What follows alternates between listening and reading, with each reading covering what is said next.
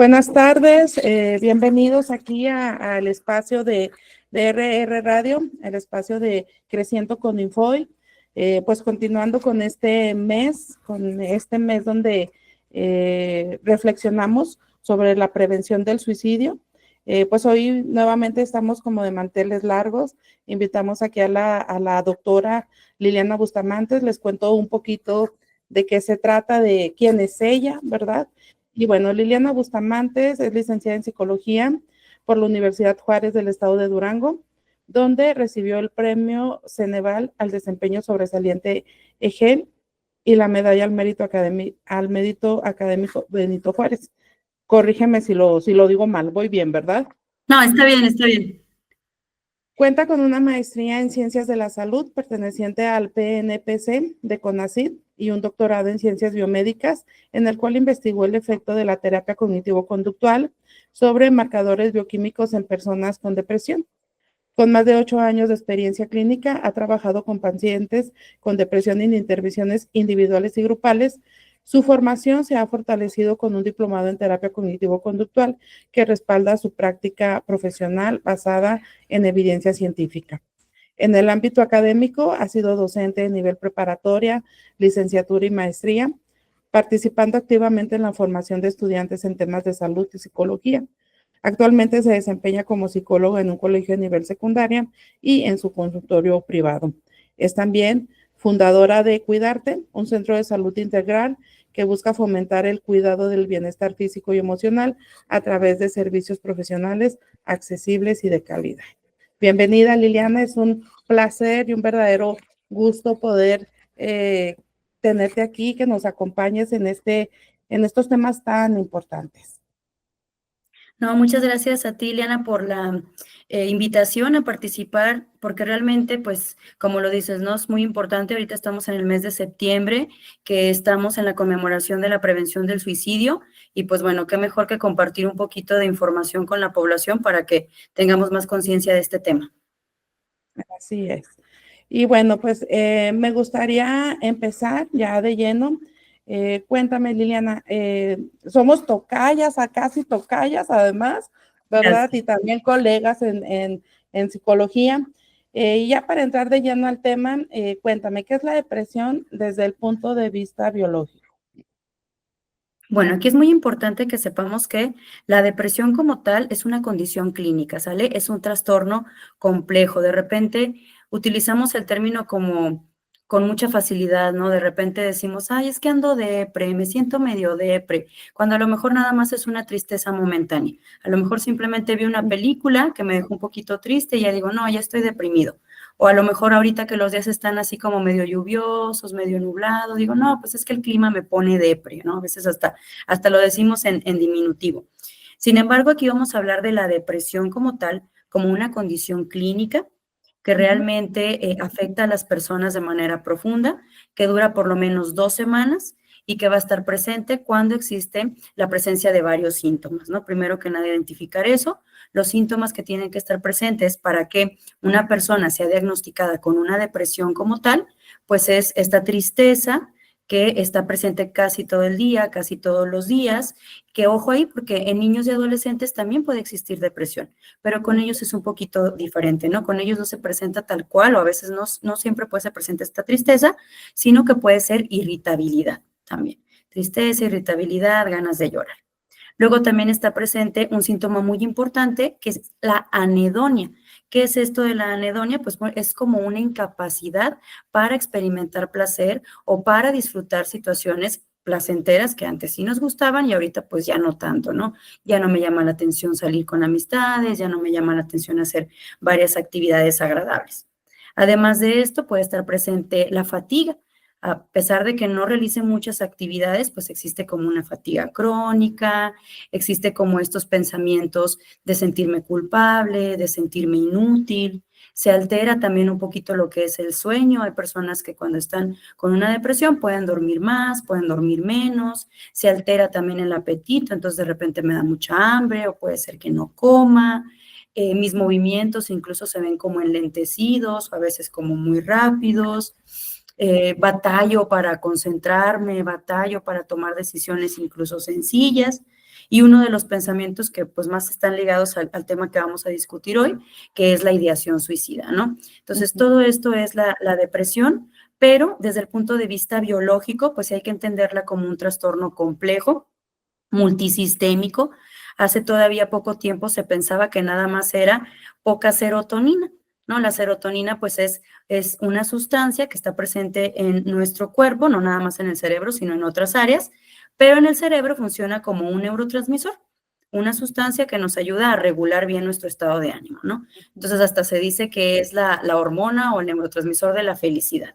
Sin embargo, hoy sabemos que no es nada más el asunto de la serotonina, ¿no? Sino que son muchísimos procesos, son variaciones en varios neurotransmisores, son disfunciones en algunos circuitos de nuestro cerebro, algunas regiones que de repente no están funcionando muy bien, incluso por ahí también hay cuestiones genéticas, cuestiones epigenéticas que hacen que reaccionemos de determinada forma al ambiente, en fin, son muchos sistemas que interactúan para que a final de cuentas se dé la depresión. Entonces, no es tan sencillo como pensamos.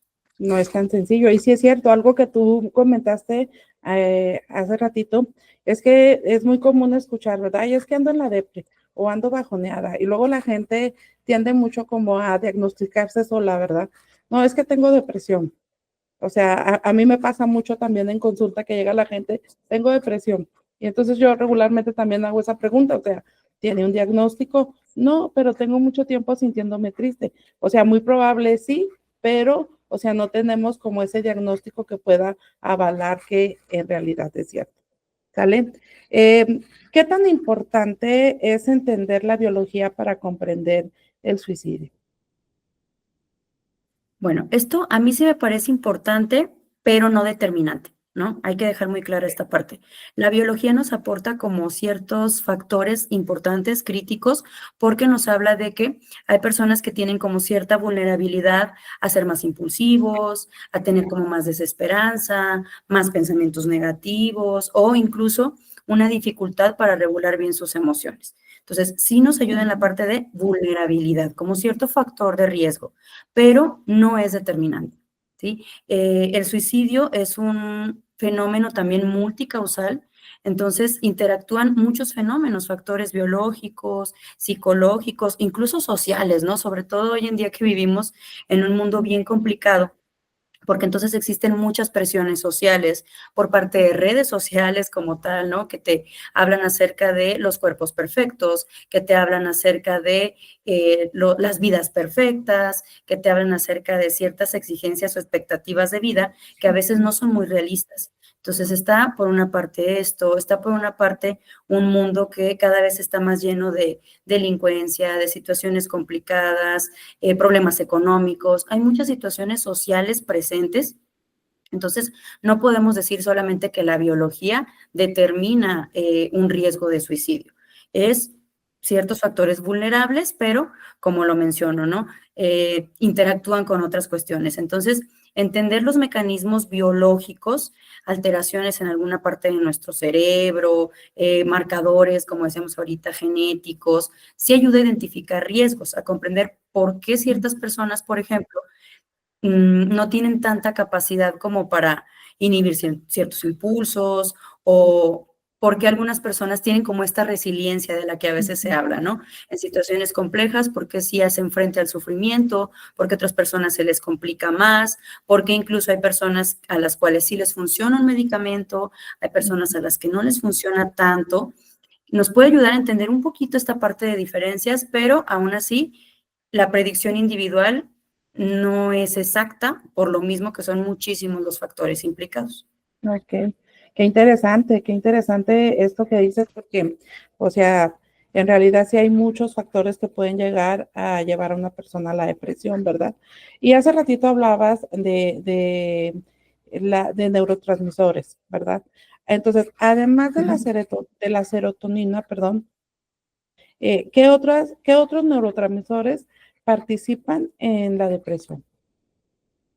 Mira, tenemos, por ejemplo, la noradrenalina. Te digo, normalmente como que todo el mundo menciona la serotonina, y de hecho la mayor parte de los medicamentos que existen, los antidepresivos, van orientados a regular los niveles de serotonina. ¿verdad? Sin embargo, pues bueno, no es el único que existe, a pesar de ser el más estudiado, a pesar de ser el más conocido, existen también otros. Por ejemplo, la noradrenalina. La noradrenalina es un neurotransmisor que regula, por ejemplo, el estado de alerta. Nos hace estar como al pendiente de lo que está sucediendo, nos hace estar enfocados, prestar atención, incluso regula también un poquito lo que es la respuesta al estrés. El hecho de que de repente por una situación pequeña nos estresemos mucho, regula también nuestra energía, que obviamente, ¿qué es lo que sucede en una persona con depresión? La energía está baja, no tengo tanto este estado de alerta, o a veces lo tengo de más y por eso tengo como algunos pensamientos de están hablando de mí, no sé, estoy cometiendo un error y el estado de alerta también está como más activado, ¿no?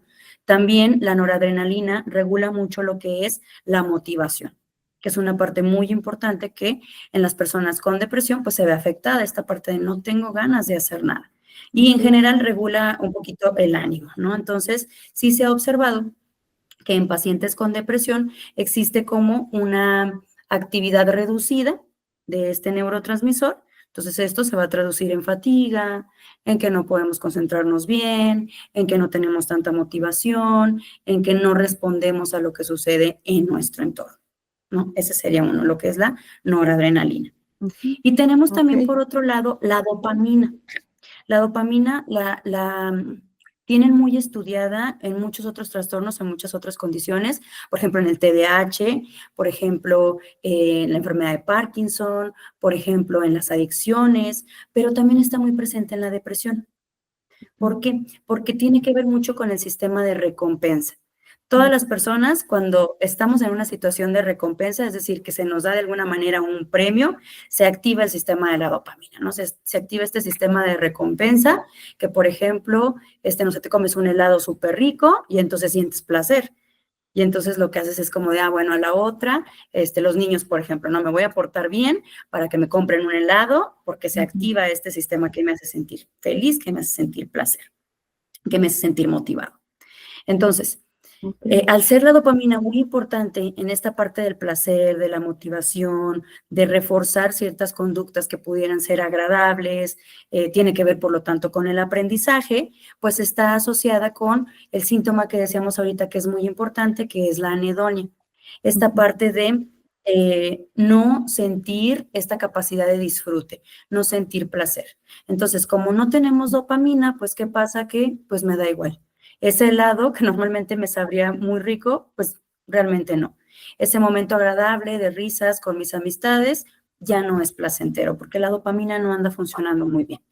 Entonces también hay falta de motivación, de iniciativa, porque es como, ¿para qué hago las cosas?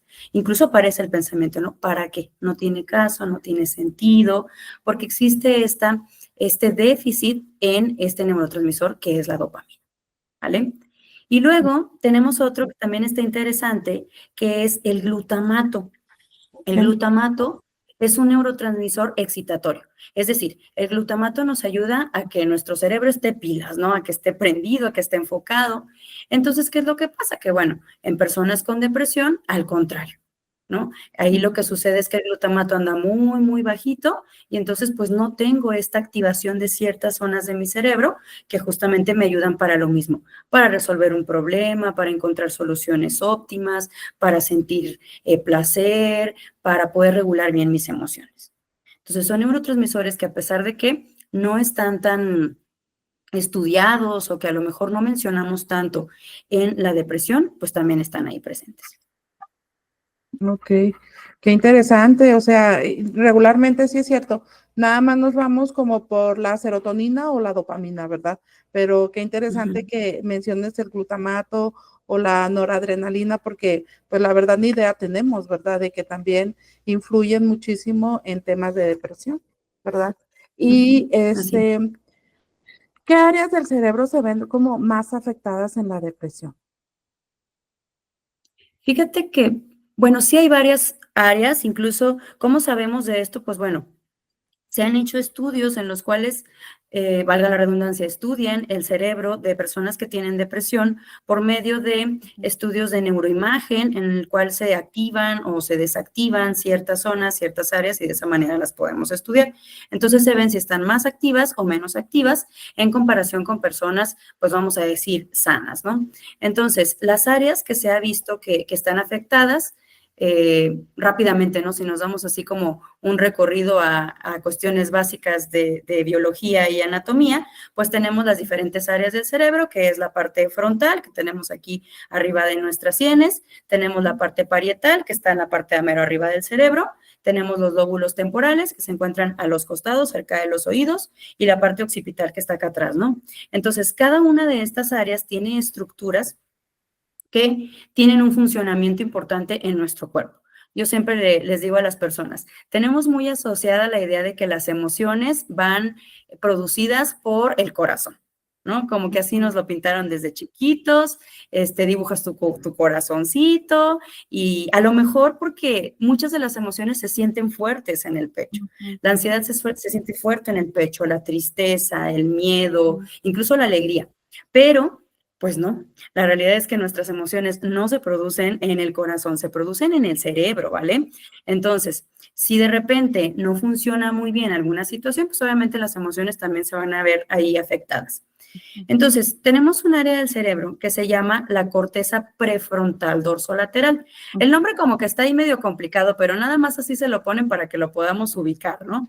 Entonces, está en la parte casi llegando a nuestra frente y en la parte como de un ladito, ¿no? De dentro de nuestro cerebro. Esa parte y también la que está justo en el centro, como si hiciéramos un dedo hacia adentro del medio de nuestro entrecejo, más o menos esas áreas se involucran o tienen que ver con el control ejecutivo. ¿Qué es esto? Son las funciones superiores del ser humano. Son esas funciones que incluso nos diferencian de otras especies. Por ejemplo, la toma de decisiones, la regulación emocional, el prever como ciertos riesgos, el encontrar la mejor solución a un problema difícil. Toda esa parte se regula ahí. Entonces, esta área en personas con depresión se ha visto que no está tan activa. Por lo tanto, se nos dificulta la toma de decisiones. Algo tan simple como, es que me voy a poner el día de hoy, ¿no? Y tengo todas las cosas ahí, me pongo esto, no, pero es que mejor no, me pongo esto, no. O me hicieron una propuesta de trabajo, ¿cómo ves? ¿Sí la hago, no la hago? Tengo que comentar con otras personas, porque por mí misma o por mí mismo no tengo la seguridad de hacer las cosas, ¿no? Esta área me está fallando, no está tan activa, entonces no puedo tomar decisiones y no puedo regular bien mis emociones, ¿vale? Esta es una de las áreas. Otra de las áreas es la amígdala. La amígdala es como una pequeña nuececita que tenemos por ahí también en medio, en el centro de nuestro cráneo. Y la amígdala es como una de las regiones o de las áreas del cerebro más antigua en nuestra evolución como especie, ¿no? Desde nuestros antecesores ya existía por ahí la amígdala, desde los primeros Homo sapiens, ¿no? Ya existía por ahí la amígdala. ¿Por qué? Porque la amígdala nos ayuda en la supervivencia. ¿Sí? Es una región del cerebro que se encarga de estar alerta a estímulos de amenaza. Entonces, obviamente, pues nos ayuda porque te pone como en resguardo cuando tienes una situación amenazante, cuando tu supervivencia se ve en peligro, cuando te viene persiguiendo un perro, pues obviamente se va a activar para que te pongas a salvo. Pero, ¿qué sucede en la depresión? Que esta área de la amígdala está muy activada, más de lo que tendría que estar. Entonces, estamos procesando amenazas constantemente o incluso estímulos estresantes que podrían ser medio normales o que tal vez no nos tendrían que generar tanto estrés. En momentos de depresión los vemos como algo muy amenazante, como no puedo con esto. Entonces, por ejemplo, reprobé un examen. Algo que normalmente dirías, bueno, pues estuvo feo, pero pues me puedo recuperar en el siguiente. Aquí es como no, o sea, esto ya no puedo, me voy a dar de baja, ya no puedo seguir, lo veo como algo catastrófico, ¿sí? Porque la amígdala está muy activada. Sí, claro. Luego también tenemos al hipocampo. El hipocampo también es una región de ahí de nuestro cerebro que tiene que ver mucho con la memoria, ¿sí? Entonces, está asociado a episodios recurrentes y estrés crónico, cuando tenemos como, la depresión es episódica, ¿vale? Entonces, puedo tener episodios de depresión que duren a lo mejor un mes o puedo tener episodios depresivos que duren 6 meses, pero se ha visto que mientras más episodios depresivos tengas, esta área va a estar más activada, ¿no? El hipocampo va a estar más reducido, va a tener una reducción en su tamaño. Y también cuando tienes un estrés crónico, estamos hablando de que es un estrés de todos los días. Pensemos, por ejemplo, en una persona que su trabajo es muy demandante. Entonces, todo el tiempo está con problemas y no duerme, y luego llega a su casa y luego hay problemas en la casa. Entonces, tu hipocampo se está reduciendo. Y esto impacta en 2 cosas, en tu memoria. Por eso esta parte de que cuando estás muy estresado, se te olvidan las cosas. Es real, no tienes buena memoria, ¿sale? Y por otra parte, la regulación al estrés que tienes en tu contexto, el no saber a lo mejor cómo reaccionar a diversas situaciones estresantes por esa parte, ¿no? Porque tu hipocampo pues no está, digamos, como trabajando muy bien, ¿vale? Entonces también ahí se ve cómo afectada esa parte. Y luego tenemos otra parte, otra región muy importante que en psicología nos mencionan mucho, que es el sistema límbico, ¿no? El sistema límbico, pues es una serie de estructuras que siempre nos dijeron, tiene que ver con las emociones, regulan las emociones. Entonces, todas estas estructuras que forman parte del sistema límbico tienen conexiones con algunas de las otras que he mencionado y con otras estructuras. Entonces, cuando esa conexión como que falla un poquito, sobre todo con la corteza prefrontal que hace rato comentábamos, tiene que ver con esta cuestión de la regulación emocional.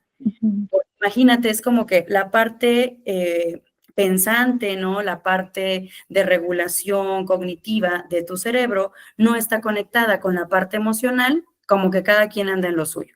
Entonces, tengo pensamientos negativos, tengo rumiación, que es tener un pensamiento constante y le doy vueltas y vueltas y vueltas de que no, es que no sirvo para esto, no sirvo para esto, no sirvo para nada, no soy bueno, soy feo, estoy como constantemente dándole vueltas y obviamente la parte emocional pues está ahí implicada y no se está regulando bien, porque no existe una correcta comunicación entre estas 2 estructuras.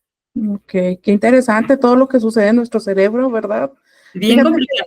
Bien complicado. Fíjate, algo que decías hace rato, me acordé de un comentario que una vez escuché con colega nuestro también, con Luis Naranjo. Él decía, en lugar de decir, te quiero con todo el corazón, debemos de decir, te quiero con toda la amígdala. Y ahorita ya lo entendí por qué, ¿verdad? Me acordé inmediatamente de Luis Naranjo, que en algún lugar lo escuché decir eso a él. ¿Sale?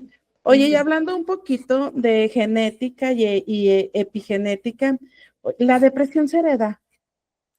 Esa es una pregunta bien interesante, porque hoy en día muchos trastornos, muchas enfermedades, tratamos de echarle la culpa a los papás, ¿no? Entonces es como, es que tú, ¿no? Mira, a veces malamente utilizamos el término de loco. Entonces, mira, yo estoy loco por ti, por tu culpa, tú me heredaste. Sí. Entonces, ¿qué tanto? Sí tiene un componente genético, es importante que lo mencionemos, pero no hay como un gen de la depresión. ¿Sí? No es como algo que automáticamente se te pueda heredar, porque la depresión, al igual que la mayoría de los trastornos, o si no es que todos los trastornos mentales, son multicausales. Entonces, yo siempre les menciono, por ejemplo, a mis alumnos, ¿no? Cuando les he dado clase de psicopatología, les digo, aquí no vamos a hablar de causas. ¿Por qué? Porque los trastornos mentales no tienen una causa única. No es, por ejemplo, como la gripe, ¿no? ¿Cuál es la causa de la gripe? Pues tuviste contacto con el virus que entró a tu cuerpo y entonces empiezas con los síntomas y te empieza a doler la cabeza y todo lo que sabemos de la gripe, ¿no? Aquí no es como, es que tuve contacto con una superficie depresiva y entonces ya estoy deprimido. Pues no, es un asunto de muchas causas. Entonces, tenemos como ir sumando, por así decirlo, factores de riesgo. Les llamamos no causas, sino factores de riesgo. Entonces tenemos el factor de riesgo, que sí es genético. ¿Por qué? Pues porque, como ahorita lo dijimos, la depresión, al igual que muchos otros trastornos, tienen que ver con una regulación emocional, tienen que ver con una regulación cognitiva, y todo eso se produce en el cerebro. Entonces, para que nuestro cerebro funcione correctamente, pues tiene muchas células, ¿no? Al igual que todas las partes de nuestro cuerpo. Y entonces, ¿cómo sabe cada una de esas células cómo funcionar? ¿Cómo sabe en qué momento producir las sustancias que necesitamos? ¿Cómo sabe cuando ya son muchos? Por ejemplo, cuando ya es mucha serotonina y entonces ya no produzca serotonina. O no sé, oye, nos falta noradrenalina, cerebro, ponte a producir noradrenalina. ¿Cómo se controla todo esto? Yo me acuerdo cuando yo estaba un poco más chica, a mí me causaba mucha intriga. Yo decía, es que cómo, o sea, cómo el cuerpo sabe el momento perfecto para hacer todas sus funciones y no me quedaba claro, me parecía como cosa de magia, ¿no? Y casi que es cosa de magia. Entonces, todas estas funciones, todas las instrucciones para que nuestras células funcionen de la forma correcta están en el ADN.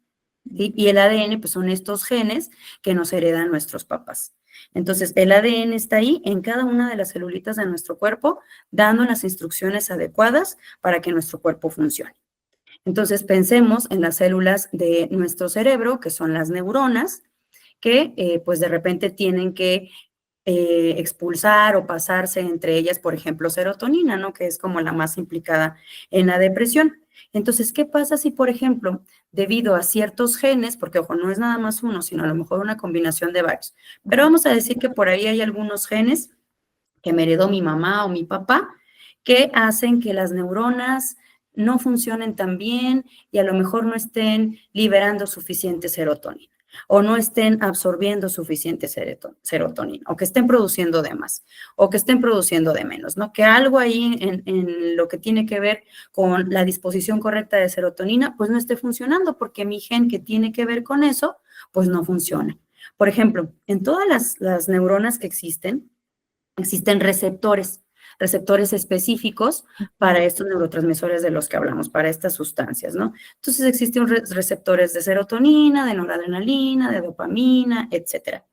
¿Qué pasa si, por ejemplo, mis genes que tienen que producir receptores de serotonina no funcionan bien?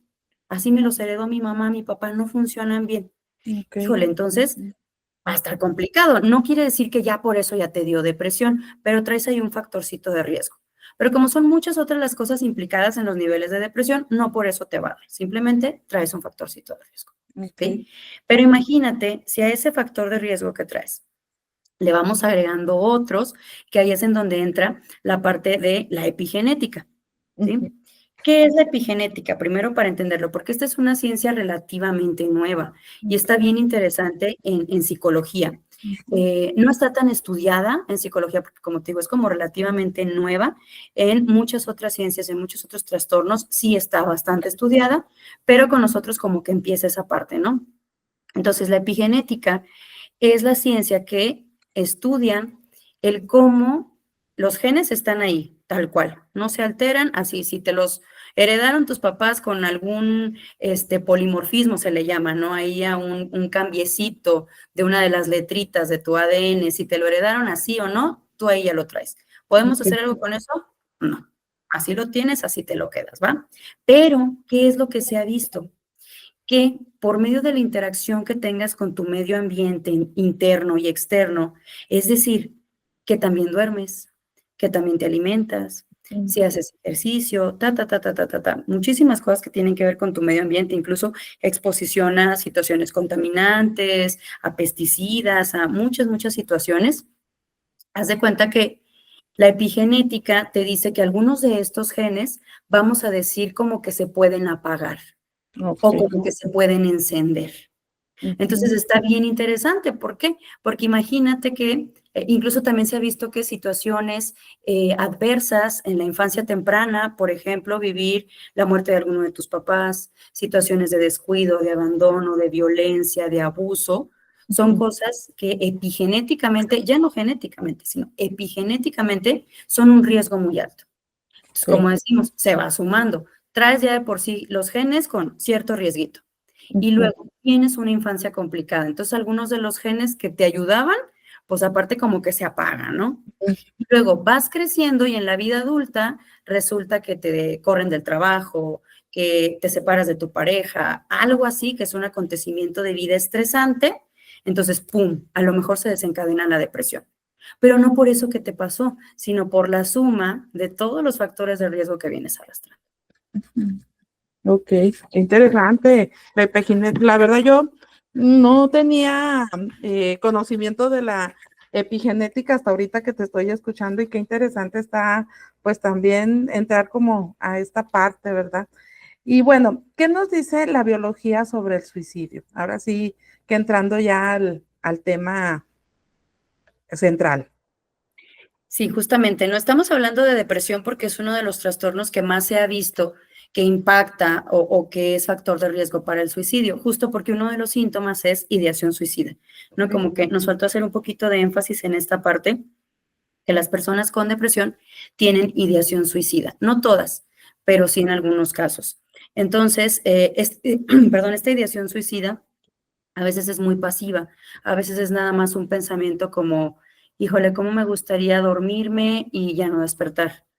Ok. O sea, empieza a lo mejor con un pensamientito así leve hasta que tal vez puede volverse algo más estructurado en donde ya la persona tiene un plan como tal o incluso algún intento, ¿sale? Entonces sí está esa parte de presión, pero como decíamos, no es la única situación detrás del suicidio, ¿no? Hay muchísimos factores ahí.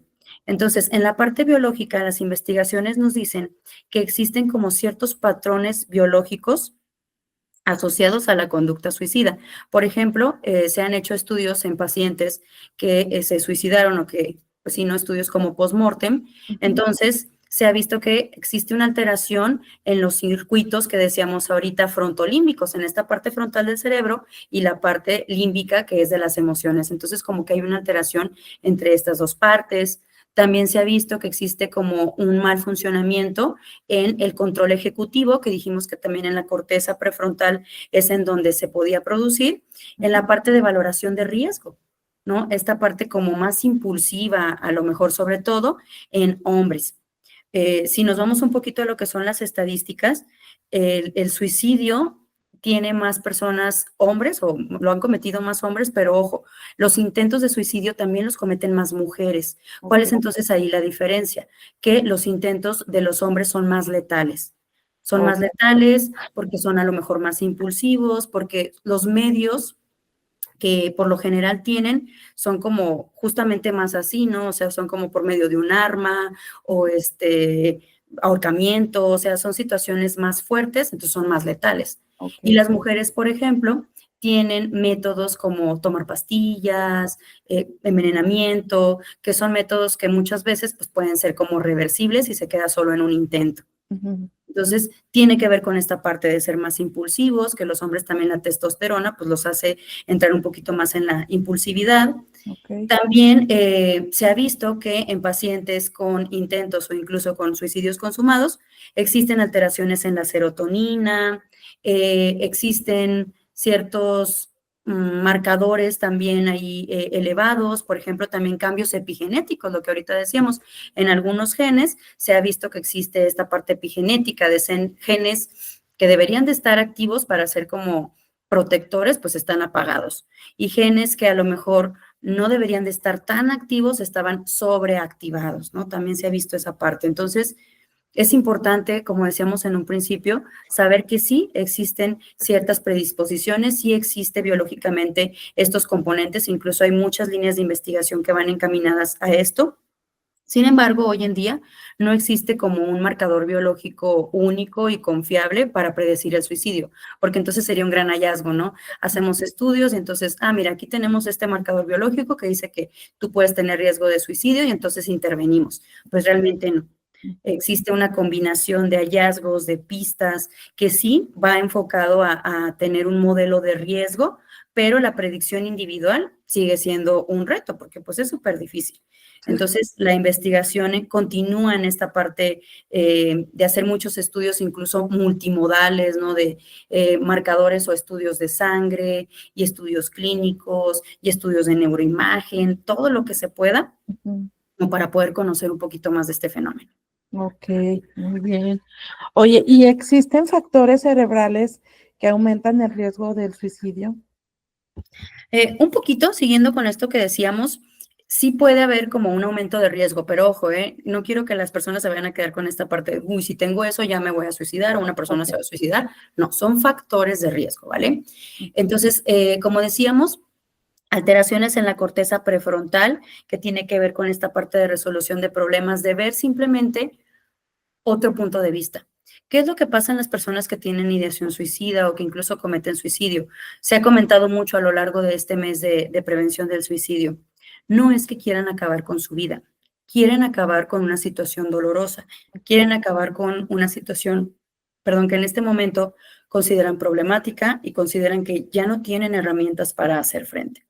Entonces, si esta área de solución de problemas, de ver diferentes alternativas, tuviera un mejor funcionamiento, tal vez, ¿no? Podríamos como contemplar estas opciones. Por eso parte de lo que se hace en este mes es el ayudar a las personas a encaminarlos justamente a que busquen ayuda, porque poco a poco se van a ir dando cuenta de que sí existe una solución a su problema y que el suicidio, pues, es esta solución permanente para un problema que tal vez era temporal, pero que tal vez no tenía yo esta capacidad de verlo en determinado momento, ¿no? Porque a lo mejor esta área, pues, no está funcionando correctamente. Entonces, a lo mejor ese podría ser un factor de riesgo.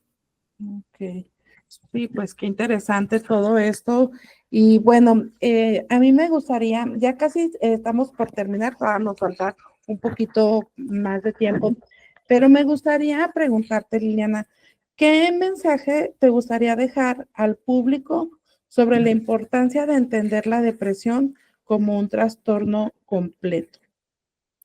Bueno, creo que esto tiene que ver mucho con la parte del estigma en cuanto a la depresión, ¿no? Esta parte del, ay, pues es que, ¿cómo eres exagerado, no? O, ay, pues es que muy fácil, pues distráete y ya, ¿no? A veces las personas creemos tener la solución mágica, a lo mejor como el típico échale ganas, pero desde una parte poco empática, Sí, que claro. hace que las personas terminen sintiéndose más culpables de estar en esta situación. Entonces, el verlo como una situación multicausal, como esta parte biológica en la cual yo tengo poco control realmente, no nulo, porque pues, sí existen cosas, incluso esa es la parte como esperanzadora que ahorita voy a mencionar, ¿no? Que sí se puede hacer algo al respecto, pero en general sí hay que mencionarla y hay que verla como una enfermedad real de nuestro cerebro que surge de la interacción de todo lo que hemos dicho, ¿no? De genes, de la parte epigenética, de experiencias de vida, de procesos biológicos. Entonces, requiere comprenderla, requiere tratamiento y requiere apoyo integral. Siempre que trabajamos con depresión, incluso la Organización Mundial de la Salud lo pide, ¿eh? Es parte de las pautas. La Organización Mundial de la Salud te dice que una depresión leve puede ser tratada únicamente con psicoterapia. Pero ya una depresión moderada, si trae por ahí ideación suicida o grave, forzosamente tiene que llevar en conjunto una farmacoterapia, tiene que llevar una intervención psiquiátrica. ¿Por qué? Pues porque ya estamos viendo una desregulación a estos niveles que, ojo, se han hecho también varios estudios en los cuales la psicoterapia, específicamente la terapia cognitivo-conductual, puede crear cambios en estas zonas que veíamos, ¿no? En la corteza prefrontal, ventromedial, en la conexión con el sistema límbico. Se ha visto que puede la terapia crear cambios a esos niveles. Pero obviamente que la farmacoterapia pues también nos va a ayudar bastante. Entonces, la biología está ayudando como a reducir este estigma porque muestra que no es como, ay, este flojo, ¿no? Este vago, o ay, qué débil, o pues no sé, algunos de estos términos peyorativos, sino que es una condición incluso médica, ¿no? O sea, si tú estás enfermo de determinada enfermedad física, pues vas al doctor y te recetan y listo. Entonces, nos ayuda un poquito como a ver esa analogía y la investigación actual está abriendo más opciones más específicas para quienes no mejoran con los tratamientos más tradicionales. Vemos que hay todavía un mundo alrededor de muchos neurotransmisores, de muchas cuestiones.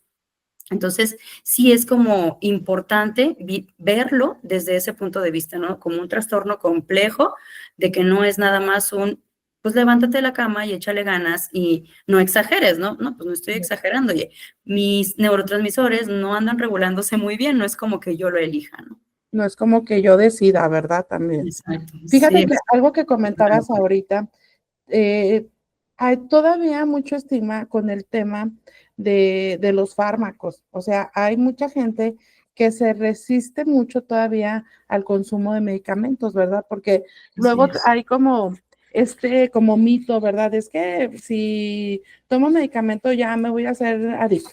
Entonces, platícanos un poquito, ¿cuál sería tu opinión como para ir erradicando esa cultura, este estigma contra el medicamento? Que yo creo que la mayoría de los psicólogos que nos dedicamos a la práctica a clínica, perdón, pues nos hemos enfrentado en alguna ocasión con este tabú todavía con el tema del medicamento. Sí, de hecho sí es como cuando le dices a un paciente, ¿sabes qué? Mira, tenemos que apoyarnos del medicamento, híjole, luego te ponen una cara como de, no, es tan Sí, necesario, es difícil, sí. es muy complicado por esa parte justamente, ¿no? Porque a veces me da vergüenza que otras personas sepan que tomo un medicamento y por esta parte de, es que, ¿y si me hago adicto? Y es que no quiero o no quiero andar adormecido.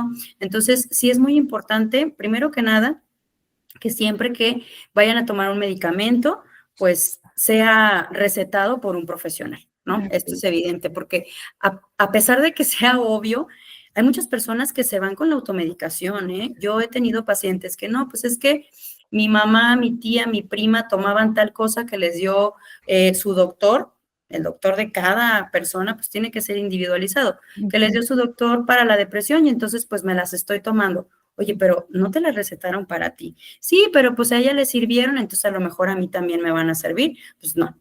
Tiene que haber una evaluación individual, personalizada, para saber cuál es el medicamento adecuado para ti. Sí, ¿Sale? claro. Y luego también ha habido personas que lamentablemente, pues siempre existe de todo tipo de prácticas en salud mental y en otras áreas. Ha habido personas que me dicen que los psicólogos les han recetado medicamentos.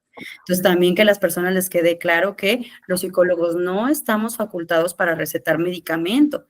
Eso solo lo puede hacer un psiquiatra que estudió primero medicina y luego se avienta una especialidad en psiquiatría, ¿verdad? Entonces, como psicólogos, ¿qué es lo que tenemos que hacer? Hacer la derivación correspondiente al psiquiatra. Entonces, el psiquiatra hará la valoración, preguntas, diagnóstico, lo que sea conveniente para poder determinar cuál es el tratamiento adecuado para ti. En el asunto, por ejemplo, de la depresión, pues la mayoría de las veces te van a recetar un antidepresivo, en depresión y a veces también en ansiedad. Entonces, el asunto con los antidepresivos es que sí pueden tener algunos efectos secundarios, pero ojo, los efectos secundarios no son permanentes. Los efectos secundarios de los antidepresivos desaparecen al cabo de unas 2 o máximo 4 semanas. Ujú. Y después de esto empieza el efecto terapéutico. Entonces, ese es el asunto de por qué existe muy poca adherencia a los medicamentos antidepresivos, porque parte de los efectos secundarios son como dolores de cabeza, Ujú. como somnolencia, a veces a las personas les genera muchos malestares gastrointestinales. Entonces les da diarrea o les da estreñimiento. Entonces sí crea como varios cambios y no empiezas a sentirte mejor. Entonces es como, oye, me sigo sintiendo deprimido y aparte de eso traigo estos malestares, pues entonces ya mejor no quiero nada y me lo dejo de tomar. Ujú. Entonces sí hay como crear mucha conciencia, eso es nuestro trabajo más que nada, ¿no? La psicoeducación de hay que ser paciente en esta parte. Los efectos secundarios, créeme que se van a terminar, es nada más como en lo que tu cuerpo se habitúa al medicamento. Y para que haga efecto el medicamento, pues no es tan simple, no es como un dolor de cabeza que me tomo una pastilla y se me calma el dolor. Aquí no, porque aquí traes todo un desajuste de estas sustancias que decíamos y se tardan en ajustarse. Entonces, sí te lo tienes que tomar mínimo un mes para que puedas empezar a ver cambios. ¿Sí? Esa parte es importante y también mencionar número uno, que te tienes que tomar el medicamento tal cual como te lo dicen. No caer en esta desesperación de, no, es que como me siento muy mal, déjame me tomo otra. O no, ya me siento bien, ya mejor no me lo tomo. Porque luego entonces eso es lo que también hace que los medicamentos no sean efectivos, que no nos los tomamos como debe ser. Y también que sepan que no todos los medicamentos causan dependencia. De hecho, los únicos medicamentos que podrían llegar a causar una dependencia son las famosas benzodiazepinas, como el clonazepam, diazepam, etcétera. Pero ojo, porque también no porque ya me lo tomé una vez, ya me voy a hacer adicto. No, para eso tienes que seguir la pauta que te diga tu médico. Son medicamentos que se empiezan a tomar gradualmente, que se quitan también gradualmente y que si no excedes el tiempo que el médico te dice, no tiene por qué generarte esa dependencia. El asunto es cuando se da mucho y creo que en México es como más común que se dé la automedicación. Luego yo me lo tomo como yo me dé mi gana, porque alguien me dijo, porque a mí me parece buena idea, pero no consultamos. Así es. Así es, y lo que tú dices, ¿verdad? Luego nos empezamos a sentir bien y luego ya me lo voy a dejar de tomar y entonces pues sale ahí contraproducente, pero coincido totalmente contigo, o sea, las personas indicadas para medicarte, para darte este tratamiento, pues son personas calificadas, los psiquiatras, y podemos trabajar mano a mano, ¿verdad? Con psicoterapia y con los psiquiatras. Entonces, esa es una recomendación para todos nuestros radio escuchas. Por favor, no se mediquen, por favor, los psicólogos, como lo acaba de decir Liliana, pues no tenemos esa facultad de nosotros recetar ningún tipo de medicamento. Eso solamente lo hace un psiquiatra. Entonces, ojo con eso, ¿vale? Y Liliana, bueno, pues ha sido todo un placer tenerte. Muchas gracias por todo tu conocimiento, por toda tu aportación, muy interesante. Espero poder volver a tener el placer de volverte a tener aquí en este espacio. Cuéntanos dónde podemos encontrarte, tus redes sociales, tu teléfono. Cuéntanos. Sí. Bueno, pues de entrada, gracias a ti por la invitación y créeme que cuando me vuelvas a invitar, pues yo aquí a disposición para compartir un poquito con ustedes. Bueno, en lo que son mis redes sociales, mi Facebook, pues es psicóloga Liliana Bustamante. Mi número de teléfono es 618-823-1460. Yo pues ahorita, como lo comentaste en el principio, estoy de psicóloga en un colegio, en el área de secundaria, pero por la tarde atiendo mi consultorio, la consulta privada.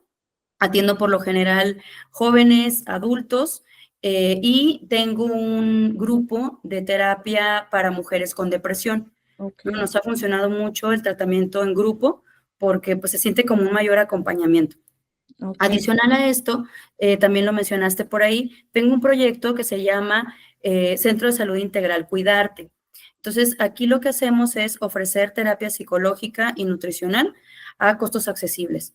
La misión principal de este centro, o la razón por la que se crea, es porque consideramos que la atención psicológica de calidad, atención profesional por personas con cédula profesional, con enfoques basados en evidencia, pues no tiene que ser como un privilegio de solo algunos, ¿no? Sino que tiene que ser abierta a la mayor cantidad de personas posible. Entonces manejamos costos accesibles desde 100 pesos hasta 250 pesos. Manejamos también servicio en línea.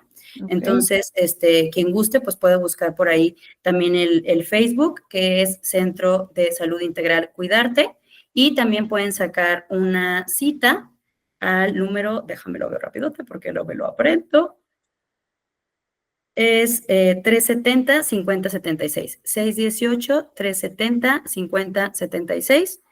Ahorita estamos ahí por lo pronto con servicio de psicología y de nutrición. Ok, muy bien, ya lo tengo aquí anotado.